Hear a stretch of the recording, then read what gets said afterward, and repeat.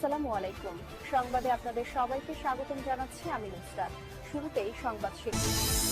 বাংলাদেশের সর্বশেষ গুরুত্বপূর্ণ আপডেট সংবাদে আপনাকে স্বাগত। শুরুতেই সংবাদ শিরোনাম, পরে বিস্তারিত। প্রথমেই জানাবো আমাদের হাতে থাকা সর্বশেষ গুরুত্বপূর্ণ সবথেকে তাজা আপডেট সংবাদ। ভোট দিতে ঈদের ছুটির মতোই গ্রামে ছুটছে মানুষ। জাতীয় সংসদ নির্বাচন ও গণভোটকে কেন্দ্র করে রাজধানী ঢাকা সহ বড় শহরগুলো ছাড়তে শুরু করেছে সাধারণ মানুষ। ভোট দেওয়ার তাগিদে মানুষের এই বাড়ি ফেরার দৃশ্য পবিত্র ঈদের আমেজকে মনে করিয়ে দিচ্ছে।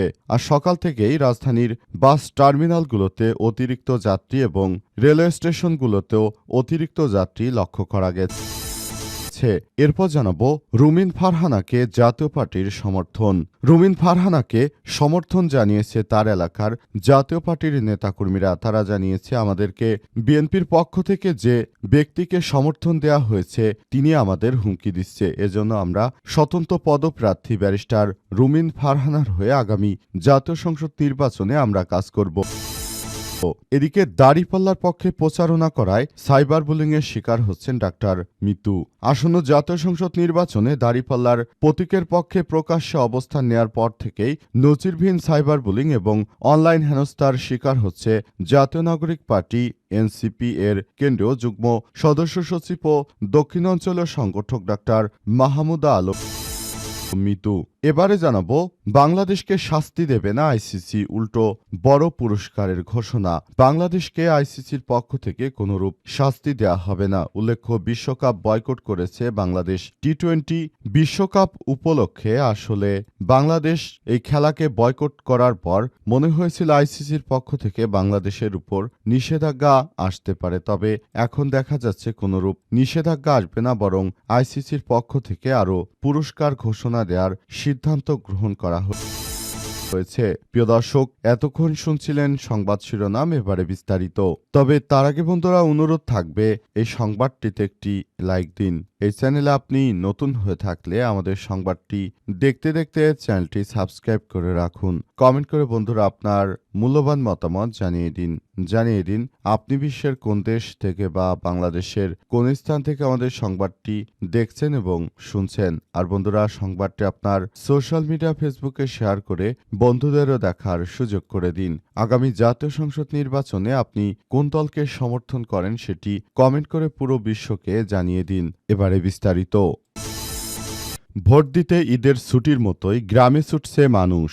জাতীয় সংসদ নির্বাচন এবং গণভোটকে কেন্দ্র করে রাজধানী সহ বড় বড় শহরগুলো ছাড়তে শুরু করেছে সাধারণ মানুষ। ভোট দেওয়ার তাগিদে মানুষের এই বাড়ি ফেরার দৃশ্য পবিত্র ঈদের আমেজকে মনে করিয়ে দিচ্ছে। আজ সকাল থেকেই গাবতলী, সায়দাবাদ, মহাখালী বাস টার্মিনাল এবং কমলাপুর রেলওয়ে স্টেশনে দেখা গেছে ঘরমুখী মানুষের উপচে পড়া ভিড়। আগামীকাল বুধবার শেষ কর্মদিবস হওয়ার কথা থাকলেও অনেকেই আগেভাগেই পরিবার নিয়ে রওনা দিয়েছেন। বাস টার্মিনালগুলোতে ঈদের সেই চিরচেনা দৃশ্য দেখা যাচ্ছে। পরিবার পরিজনদের সংশ্লিষ্টরা জানিয়েছে আগামীকাল থেকে ভিড় আরও বাড়বে।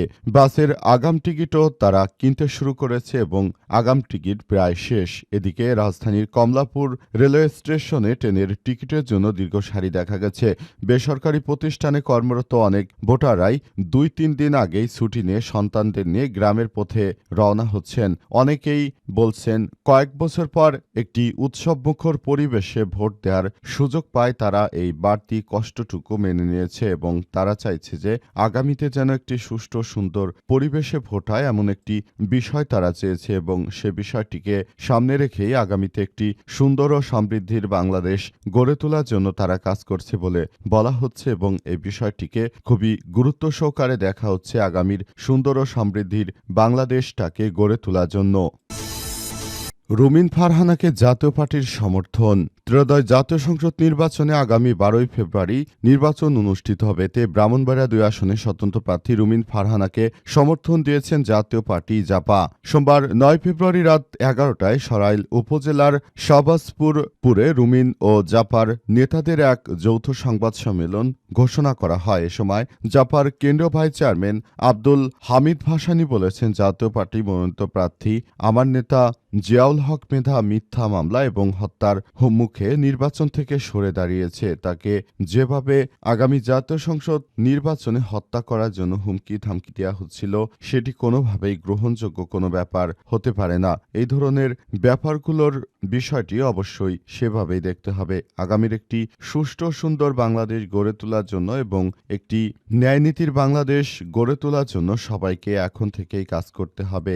নতুন বাংলাদেশ গড়ে তোলার মধ্য দিয়ে আমরা বাংলাদেশটাকে আরও সুন্দরভাবে গড়ে তোলার একটি সচেষ্ট যে প্রক্রিয়া রয়েছে সেটির মধ্য দিয়ে যেতে পারি বলে তারা জানিয়েছে। তাই তারা রুমিন ফারহানাকে সমর্থন জানিয়ে বাংলাদেশটাকে আরও সুন্দর একটি নির্বাচনী পরিবেশ সৃষ্টি করে দিতে চায় এবং বিএনপির পক্ষ থেকে যে জুনায়েদ আল হাবিবি দাঁড়িয়েছেন, সেই হাবিবির অবস্থা খুবই শোচনীয় পর্যায়ে রয়েছে। কারণ ব্যারিস্টার রুমিন ফারহানার এর আগে থাকতেই তার ক্লিন ইমেজের মানুষ এবং সবসময় তিনি দেশের জন্য কাজ করেছেন।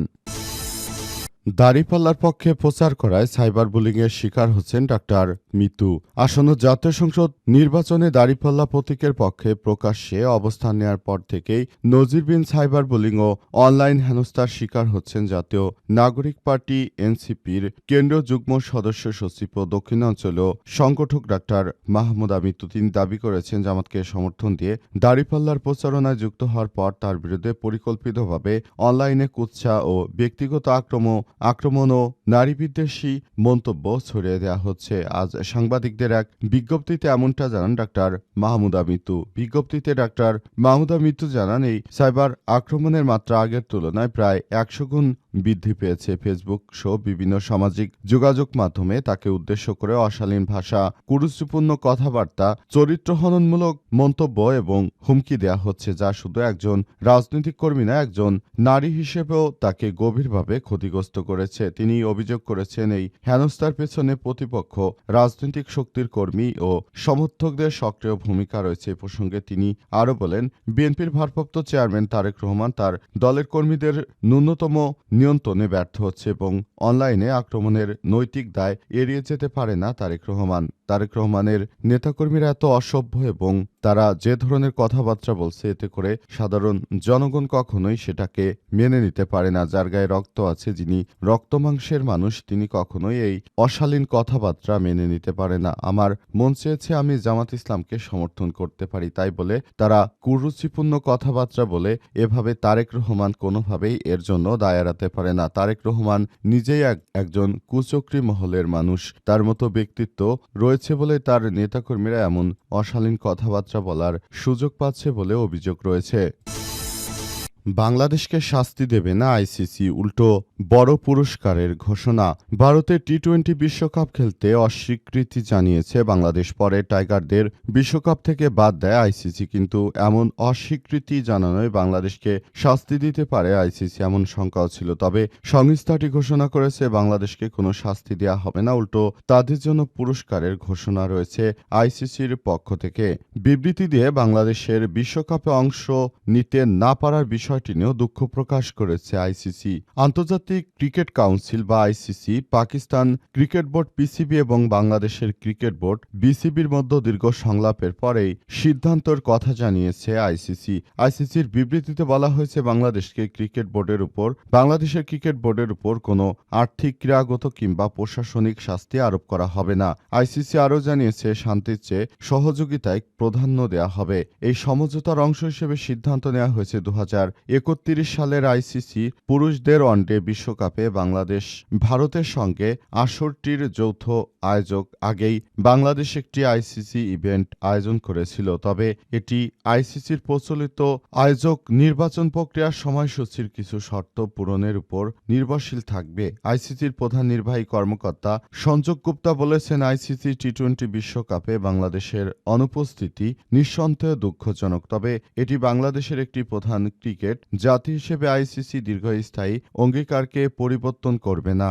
বিসিবি সহ গুরুত্বপূর্ণ অংশীজনদের সঙ্গে ঘনিষ্ঠভাবে কাজ করব। আমরা দেশটির ক্রিকেটের টেকসই উন্নয়ন এবং খেলোয়াড় ও সমর্থকদের জন্য ভবিষ্যৎ সুযোগ আরও শক্তিশালী দিয়ে দেশটির দিকে তারা মনোনিবেশ করেছে বলে আইসিসির পক্ষ থেকে বলা হয়েছে।